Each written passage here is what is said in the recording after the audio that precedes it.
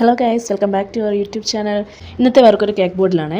ആദ്യം തന്നെ colour mix ചെയ്ത് ഒരു ക്ലേ കുറച്ച് കുഞ്ഞു ബോൾസ് ആക്കിയിട്ട് എടുത്തിട്ട് നന്നായിട്ട് ഡ്രൈ ചെയ്തതിന് ശേഷം നമ്മൾ ഈ കേക്ക് ബോർഡിലേക്ക് ഒട്ടിച്ചു കൊടുത്തേക്കാം.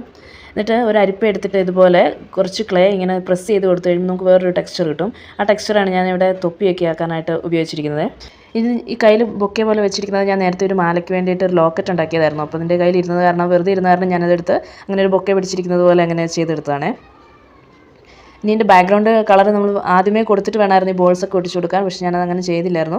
അതുകൊണ്ട് ബാക്ക്ഗ്രൗണ്ടിൽ കുറച്ച് വൈറ്റ് കളറും ലൈറ്റായിട്ടൊരു ബ്ലൂ ബാക്ക്ഗ്രൗണ്ടും കൂടെ മിക്സ് ചെയ്ത് കളറിങ് ഒക്കെ കംപ്ലീറ്റ് ചെയ്ത് കഴിഞ്ഞാൽ അവസാനം ബോൾസിന് ഞാൻ മെറ്റാലിക് കളറും കുറച്ച് സിൽവർ ഡസ്റ്റും കൂടെ ഒന്ന് അപ്ലൈ ചെയ്ത് കൊടുത്തു, ഒന്ന് ഹൈലൈറ്റ് ചെയ്തിരിക്കാൻ വേണ്ടിയിട്ട് അങ്ങനെ ചെയ്തത്.